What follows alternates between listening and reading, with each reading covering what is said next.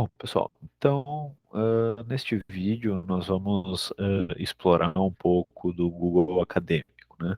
Quando a gente chega na etapa de construção de referencial teórico do nosso trabalho, a gente vai precisar procurar na literatura por obras que tenham tratado ou do mesmo problema que nós estamos tentando resolver, ou então de problemas que sejam parecidos, problemas análogos, né?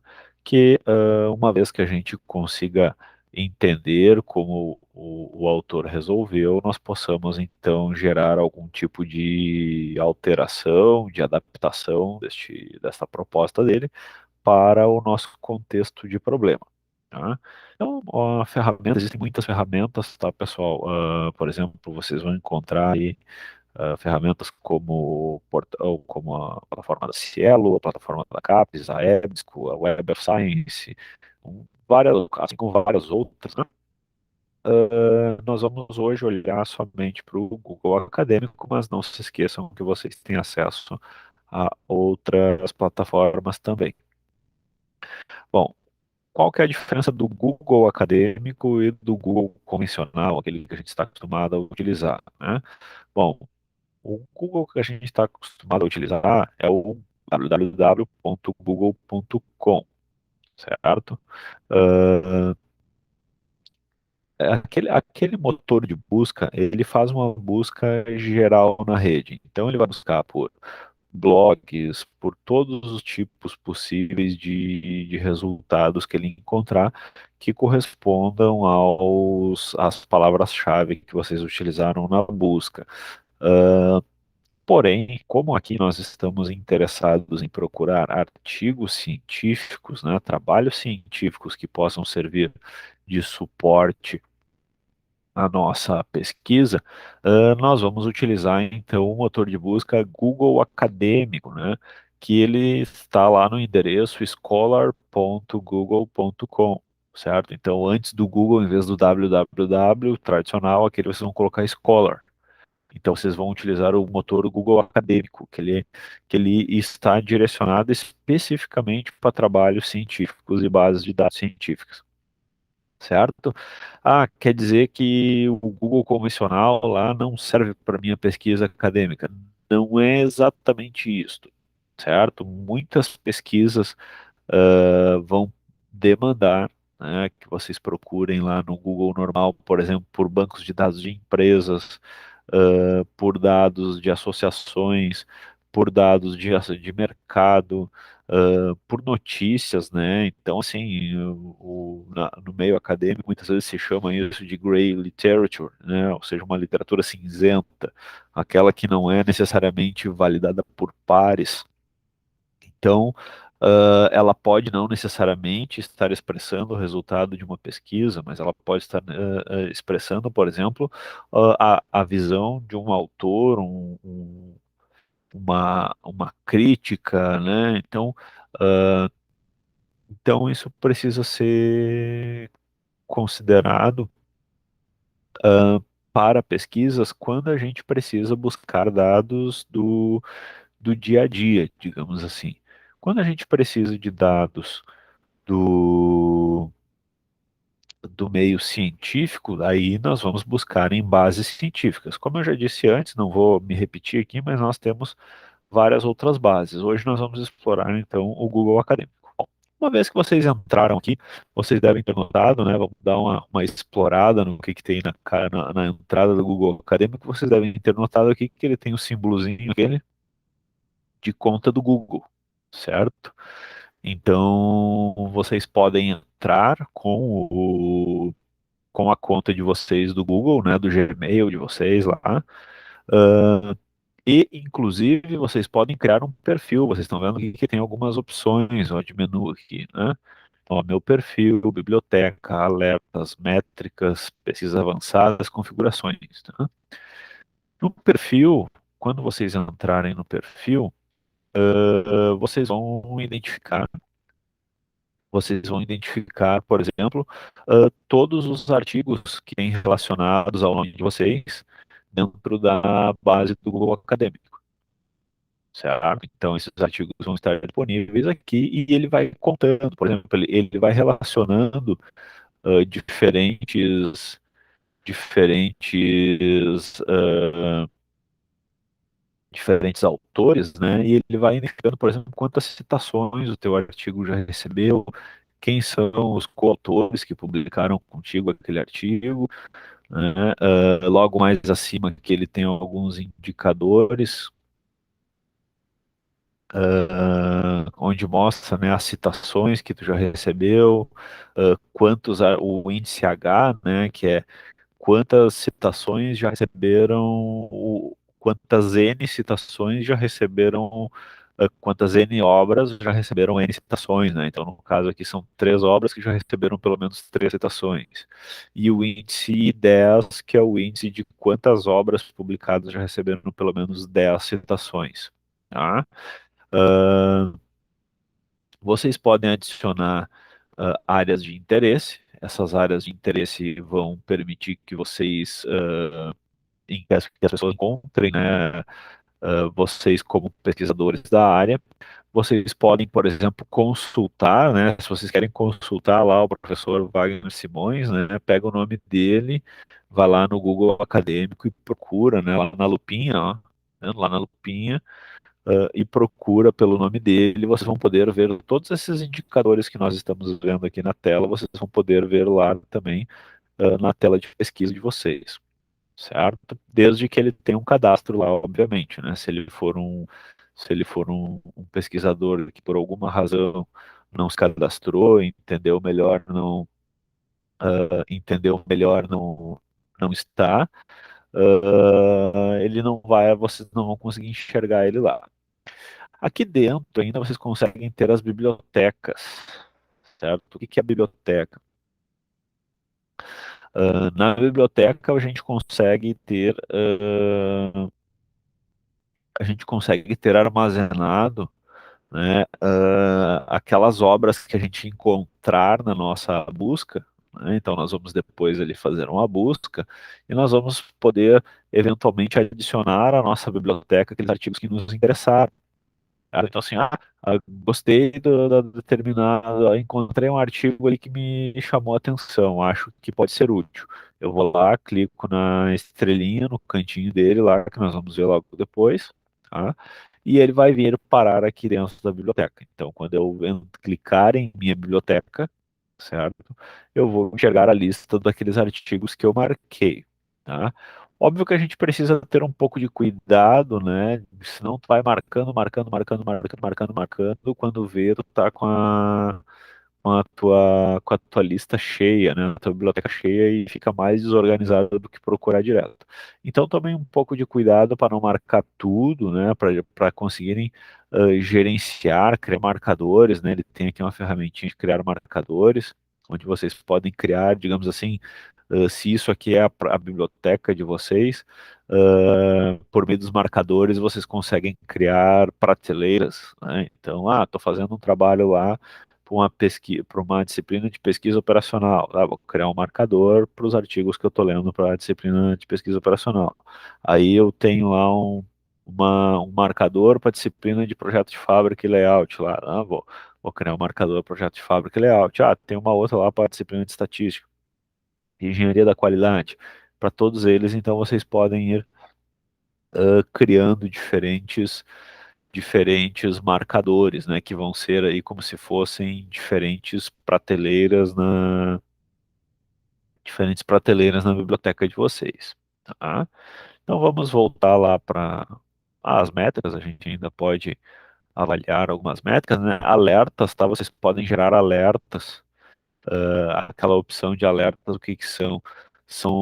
Vocês podem gerar alertas para que quando um determinado autor, por exemplo, né, se assim vocês querem saber quando o professor Wagner publicar um determinado artigo, certo?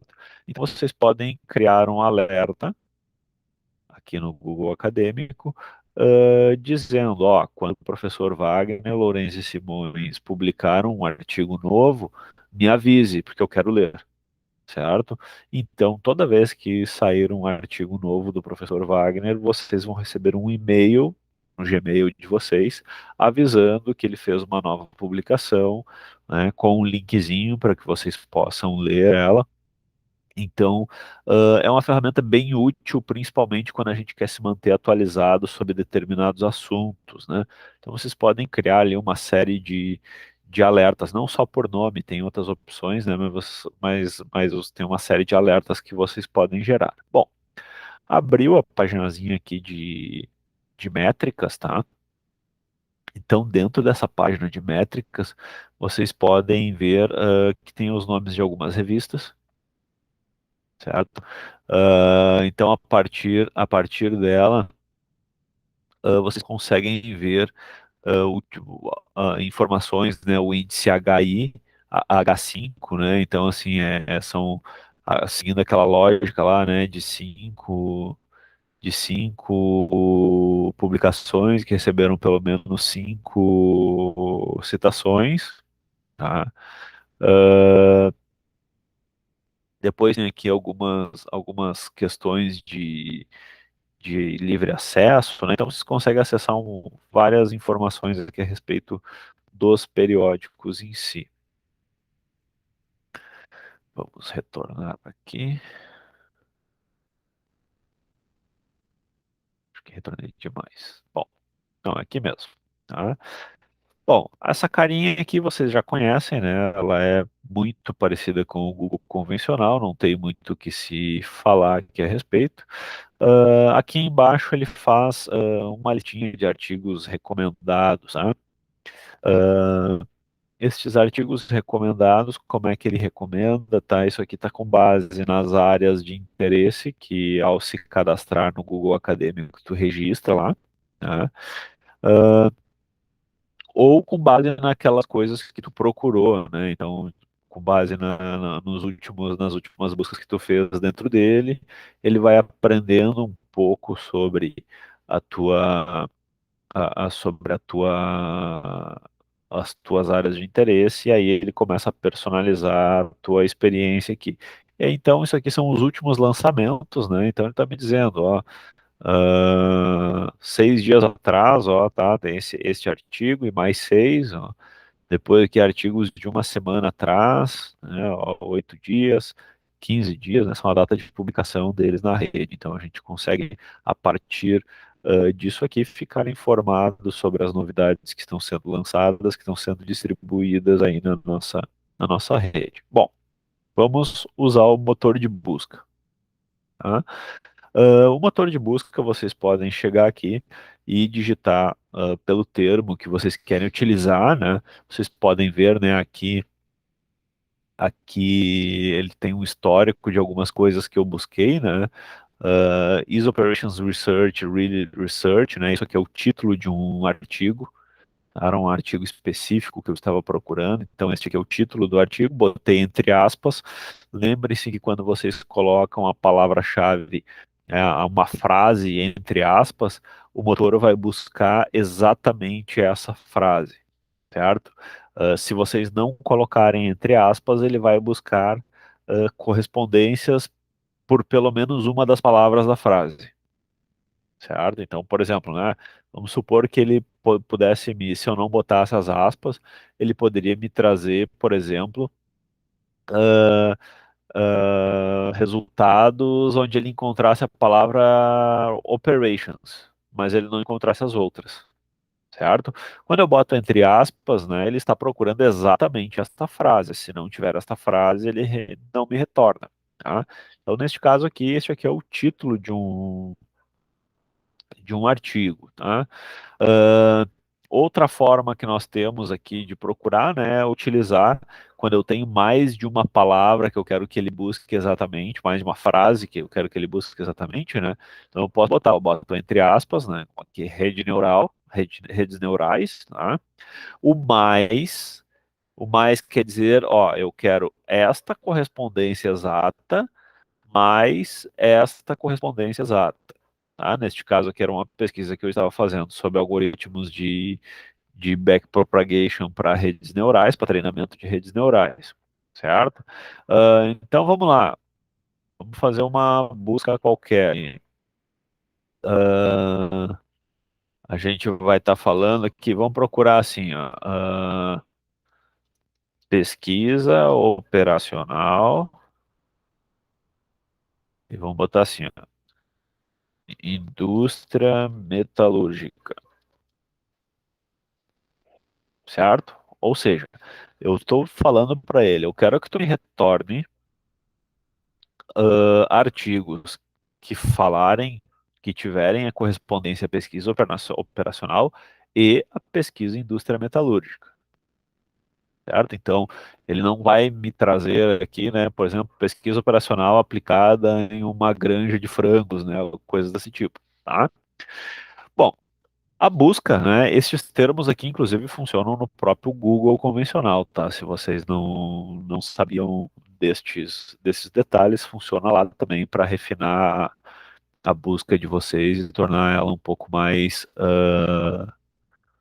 precisa, tá? Vocês podem ver aqui, né, que ele põe em negrito, né, toda vez que ele acha a correspondência. Então, ó, ele achou ao todo 174 resultados que correspondem exatamente a estas duas frases, certo? Pesquisa operacional e indústria metalúrgica.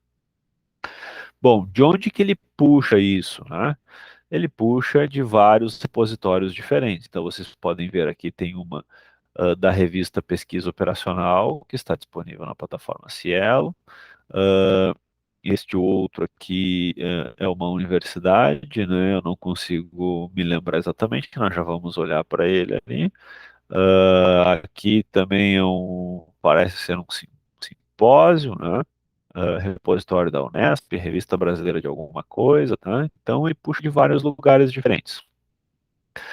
Bom, ao clicar no próprio nome, vocês vão abrir a página, certo? Correspondente à publicação. Ao clicar aqui no PDF, vocês vão abrir o arquivo PDF direto, tá? Então, nem sempre isso vai ter diferença, às vezes isso não vai ter diferença, às vezes vai, tá? Esse primeiro aqui me parece que não tem diferença, tá? Pelo que eu estou vendo ali embaixo. Mas, por exemplo, este aqui do repositório da Unesp, ó, estão vendo? Se vocês podem visualizar aqui embaixo, né, a barra de endereço, vocês vão ver que o endereço deles é diferente, tá vendo? Este aqui abre direto o PDF. Este aqui abre a página da publicação. Por que que é importante um? Por que que é importante o outro, certo? Às vezes eu quero só o PDF direto para ler e usar na minha pesquisa. Às vezes eu quero obter informações mais detalhadas sobre o autor, que ano foi feito, por que que foi utilizado, e aí talvez a página do repositório seja mais interessante para mim em alguns momentos, certo? Aqui antes do nome ele põe um tagzinho, tá vendo? Avisando que é o PDF, tá vendo? Isso aqui indica que ele vai direto para o arquivo PDF. Tá? Ó, aqui vai direto para o PDF. Tá?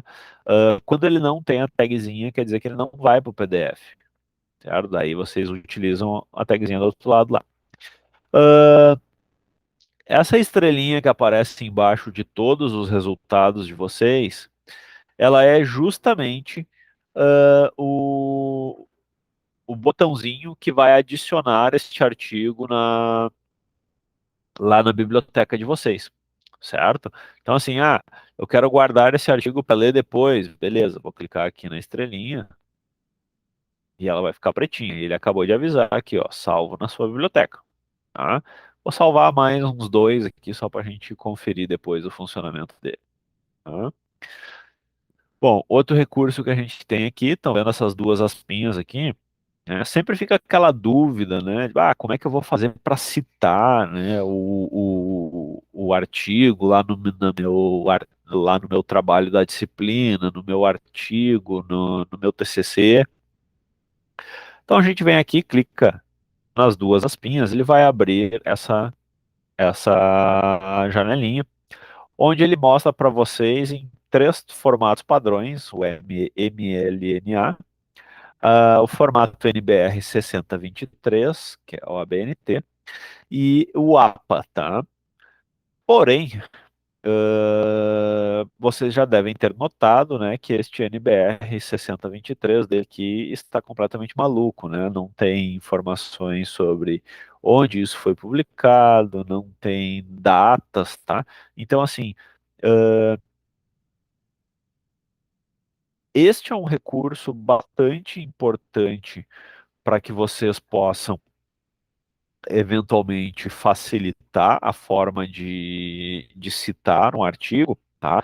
Mas fiquem atentos e deem uma conferida se ele tem todas as informações, tá? Se ele tiver todas as informações, vamos procurar depois algum ali que seja um caso positivo, né? Então vocês simplesmente copiam e colam no artigo de vocês lá e basta formatar lá depois a palavra que vai em negrito, né? E tá tudo certo. Quem eventualmente utiliza EndNote, ou utiliza algum gerenciador de referências, né, como Mendeley ou coisas do gênero, pode utilizar essas opções aqui embaixo. Daí só tem que verificar qual é o formato que o seu gerenciador utiliza, né? Tem o formato EndNote, tem o RefMan, tem o RefWorks, tem o BibTeX, né? Este aqui é um que eu utilizo muito, porque eu utilizo muito uh, formato LaTeX para escrever, então ele já me dá ele já me dá no formato de código LaTeX, né? Que isso aqui depois, mais adiante, eu vou fazer uma videoaula também para mostrar um pouco do LaTeX, como vocês podem utilizar isso para ganhar alguma produtividade no dia a dia de vocês aí fazendo esses trabalhos. Beleza? Vamos procurar vamos procurar aqui por algum exemplo positivo, né? Eu dei um exemplo negativo para vocês ali, onde está tudo errado já a citação. Vamos ver se este aqui da revista Pesquisa Operacional vai estar certo. Ah, este aqui está completinho, ó. Tá vendo? Ó, o sobrenome em maiúsculo, o nome, né, sem os maiúsculos, o nome do artigo, o nome da revista, o volume dela, as páginas, tá, e o ano de publicação. Então, este aqui seria uma referência que a gente poderia simplesmente vir aqui, dar um Ctrl+C e um Ctrl+V lá no nosso trabalho, né? E ajustar o que faltar de formatação lá certinho e seguir a nossa pesquisa. Beleza? Bom, o que mais que nós temos aqui de recursos, tá? Vocês devem ter visto aqui, ó, tem um linkzinho chamado artigos relacionados, tá? Os artigos relacionados, nós vamos clicar neles aqui, vocês vão ver, ó, ele traz, ele traz outros artigos, tá? Que de alguma forma foram citados dentro daquele artigo lá, certo? Então é como se ele fizesse uma busca de referências, né? Então ele vai trazer os caras que foram citados, ele vai trazer caras que citaram ele, certo? Então, vocês conseguem ter uma série de informações. Então, quem, por exemplo, está fazendo uma pesquisa bibliográfica no formato chamado formato aquele bola de neve, né, onde a gente seleciona as obras mais recentes e mais relevantes sobre o tema, e depois a gente vai procurando as obras relacionadas que conduziram até a construção daquele tema, né, de forma a criar uma base. Este aqui é um recurso bastante interessante. Aqui ele indica também versões, né? Então, ó, quantas versões tem o arquivo, tá? Então, ó, ele encontrou na plataforma toda 3 versões daquele artigo, certo? Uma está neste endereço aqui, certo? A outra está neste endereço aqui. Vocês podem ver que ele é um pouquinho diferente, né? Aquele lá tem um WS2, esse aqui tem um DIN, é o mesmo repositório, estão vendo? Tá? Os dois pertencem ao mesmo repositório, muito provavelmente por alguma razão de backup ou alguma mudança de chave em algum momento, ficou duplicado o endereço dele, mas o Google achou, e entende que eles são o mesmo. Então ele não te mostra 3 vezes o mesmo resultado, embora às vezes apareça algumas repetições. E aqui ele encontrou também aquele mesmo arquivo, só que na forma de uma citação. Ou seja, né, ele não, ele encontrou um outro arquivo, na busca dele vai aparecer para nós em algum lugar, nós não vamos conseguir, porque nós teremos que revisar as referências de todos os 174 ali, né? Mas em algum lugar tem um cara que cita ele, certo? E este cara que cita ele, então, tá aqui registradinho aqui, tá? Indicado aqui para nós, que é uma citação direta dele. Deixa eu retornar aqui para a gente continuar. Desculpa, não uma citação direta, não é necessariamente uma citação direta, né? É uma citação a este arquivo, certo? Direto no pro arquivo. Aqui nós temos mais algumas opções que nem sempre são úteis, né? Mas a gente pode ver ele em HTML, tá? Então, para que vai me servir ver ele em HTML? Muitas vezes para quem está fazendo buscas automáticas, tá? Ah, tem alguns algoritmos que se pode construir em Python para automatizar essas buscas, eventualmente até para extrair resumos, coisas desse tipo, para, digamos assim, acelerar aquelas fases iniciais da pesquisa, né? Então, a utilização desses códigos aqui é bastante útil para essa situação. Bom, vamos lá para a nossa barrinha esquerda aqui, né, nossa lateral esquerda. Nós temos então a ferramentinha de criar alerta, que eu já comentei para vocês como ela funciona, né? Aqui, você no topo da lista, então, vocês têm o recurso de delimitar o período, né? Então, assim, ele trouxe para nós lá 174 artigos, respeitando apenas as palavras-chave que nós demos para ele, certo? Ele está ignorando completamente a data de publicação. Eu poderia, por exemplo, pedir para ele somente os artigos que foram publicados em 2021, certo? Desde 2021. Então, olha, encontro três artigos que correspondem àquelas palavras-chave publicadas em 2021. Né? Aí vem o clássico aqui, né? Quando o professor, de artigos de quanto tempo eu pego, né? Daí o professor diz, pega aí uns 4, 5 anos para trás, né? Então a gente poderia, por exemplo, aqui, pegar, vamos lá, de 2017, né? De 2017 até 2021, né? 4 anos aí, tá? Por exemplo, tá? Então eu delimitei de quando a quando eu quero pegar, certo? Olha, me trouxe 58. Mas eu quero pegar artigos de 2000 até 2021, né? Os últimos pouco mais de 20 anos aí. Certo? Ó, daí ele vai lá e acha 158 artigos. Tá? Então, esta aqui é uma ferramenta que a gente pode utilizar bem tranquilo para poder limitar as nossas publicações. Ele tem um outro filtro aqui, uma outra ferramenta, tá? Que é a classificação, o tipo de classificação, tá?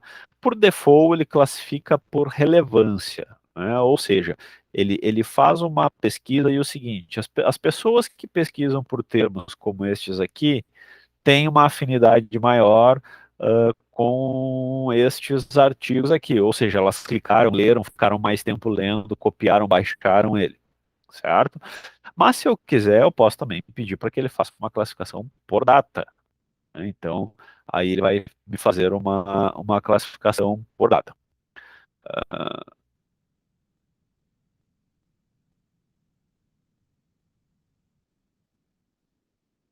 Deixa eu voltar.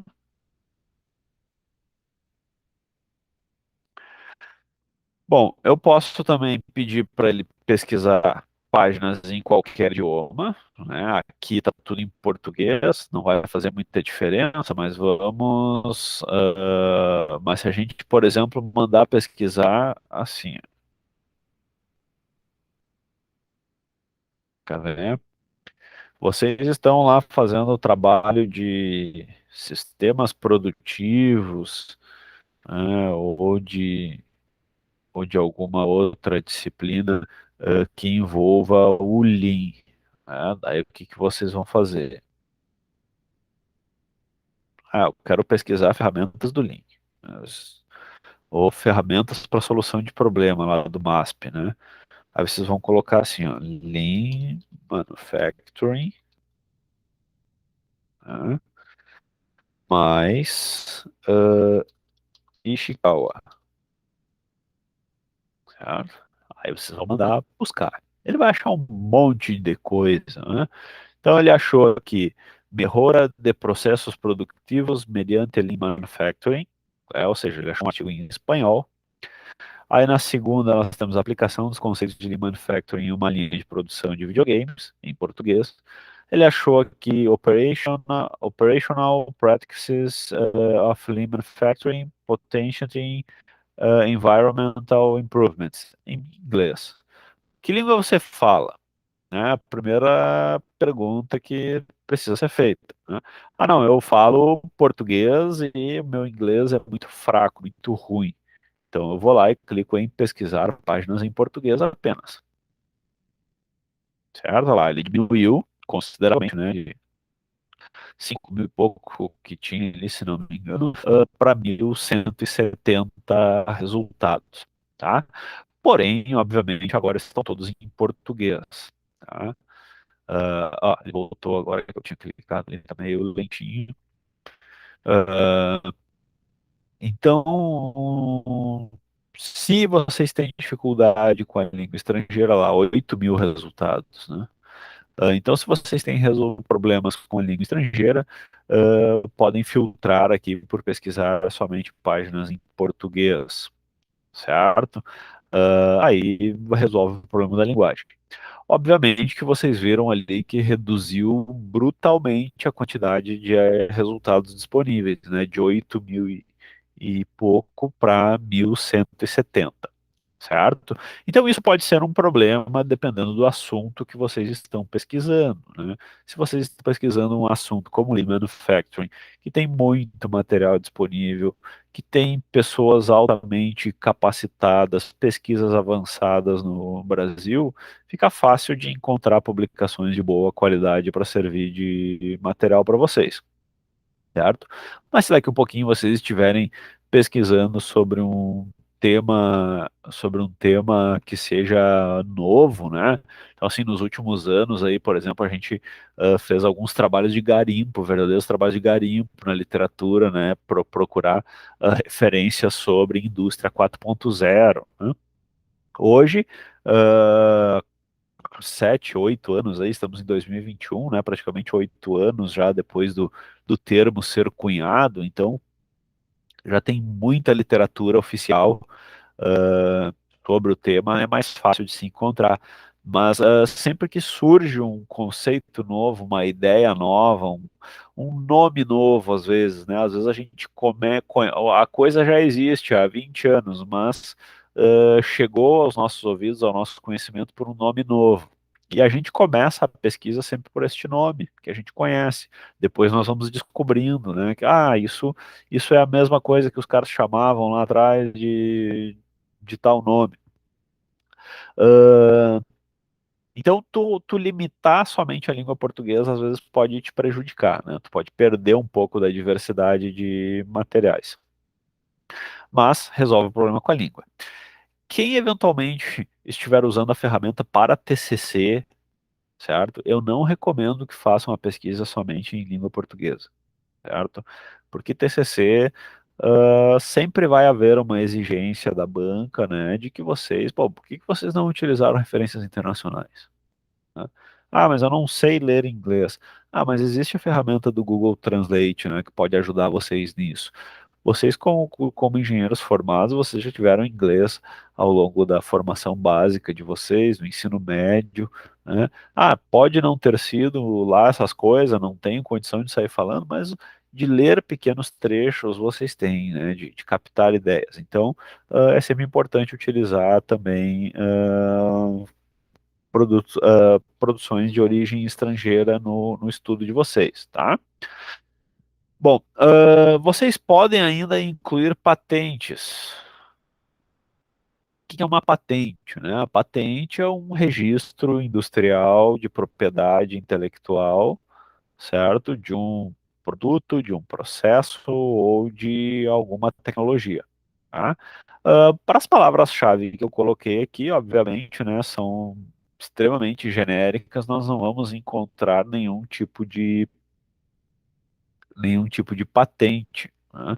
Mas, por exemplo, principalmente para quem é da área da engenharia civil, da engenharia mecânica, né, ou está lidando ainda que na engenharia de produção, né, com os conceitos aí de indústria 4.0, com softwares, vai encontrar muita coisa em patentes, certo? Ah, posso utilizar a patente? Não posso utilizar a patente? Pode, tu pode referenciar a patente sem problema, certo? O que tu não pode é produzir algo em cima daquela patente sem a devida autorização do detentor dela, certo? Então, eu quero fazer um novo produto a partir daquela patente. Bom, precisa verificar se a patente é válida ainda, né? Qual é o prazo de expiração dela, mas para uma pesquisa de vocês, né, onde vocês querem usar ela somente como referência, não há problema, certo? Vocês podem utilizar. Bom, nós já vimos tudo que tinha aqui, né, para o da nossa motor de busca. Então agora o que que eu vou fazer? Eu vou retornar lá na biblioteca, onde nós vamos ver salvos 3 artigos, né? Lembra, ó, nós já mudamos as palavras-chave, fizemos novas pesquisas, agora nós vamos retornar lá na biblioteca. Tá? Aqui estão os 3 artigos, aqueles que nós salvamos, né? Lembra que nós salvamos 3 artigos para poder utilizar eles de novo. Tá?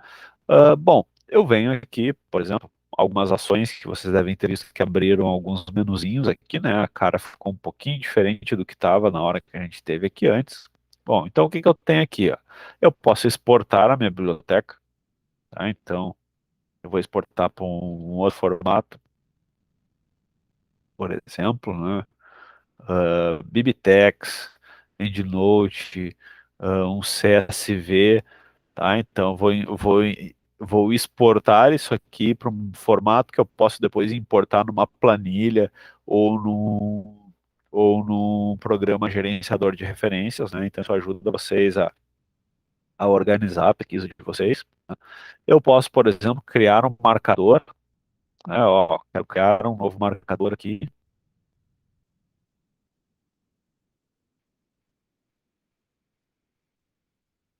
Estou clicando para criar um novo marcador. Certo? Então, marcador de pesquisa de aula.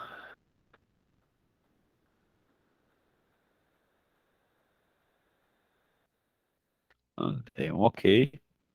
Este cara aqui, então vai ficar vou criar um marcador, guardar um minutinho ali, que a coisa tá meio devagar. Mas daí viemos aqui no marcador, tá vendo ali, ó, tá marcado como pesquisa de aula,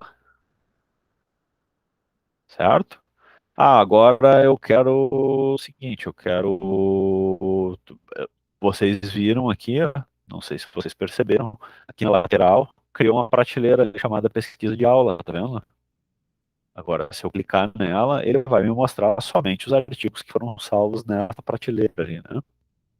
Então, vocês conseguem criar várias coleções de artigos aqui dentro.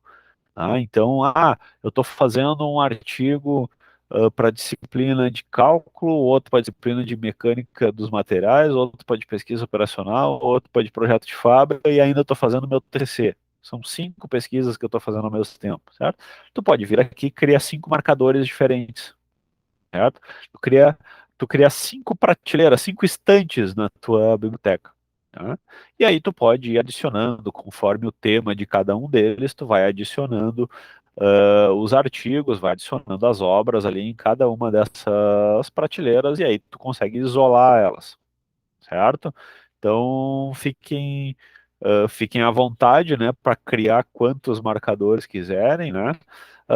Cansei, não quero mais aquele marcador. Então vocês vêm gerenciar marcadores e a partir daqui, então, vocês têm as opções, né, de editar, tem o lapisinho aqui que vocês podem editar o nome dele, e vocês têm o xizinho aqui que vocês podem simplesmente excluir o marcador, certo? Como eu estou fazendo nesse momento.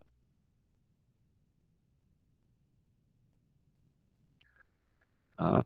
Ah, um ponto importante, tá? Ah, notem que as obras que tinham dentro do marcador não são excluídas, tá?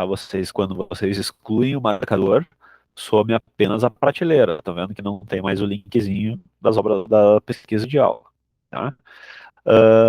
Se vocês quiserem excluir as obras, antes de excluir o marcador, vocês cliquem nele, entram nele e cliquem aqui em marcar todos, tá? E dão em excluir. Vocês vão limpar o marcador primeiro, certo? E só depois, então, vocês vão excluir o marcador de fato, tá? Porque senão ele vai excluir somente o identificador da prateleira, certo? Ele não exclui as obras vão continuar salvas ali, tá? Mais ou menos como funciona o Gmail de vocês, né? Então vocês criam marcadores lá para o e-mail de vocês, né? As pastinhas, né?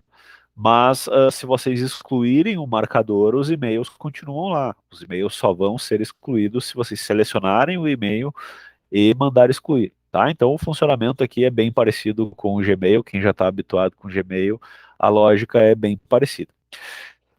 Eu espero ter ajudado vocês aí, né, no uso do Google Acadêmico como um motor e um organizador da pesquisa de vocês. A grande vantagem dele, né, é que ele pode ser usado em qualquer lugar. Então, assim, estou no computador do trabalho, na hora do almoço, eu consigo acessar rapidinho ali, né, 20 minutos, 30 minutos, ler um artigo, buscar um artigo.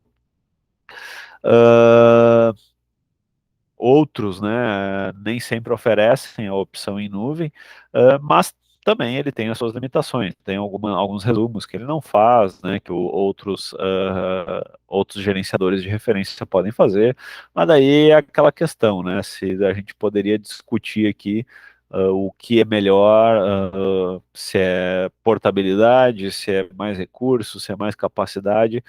Cada pesquisa vai ter a sua característica.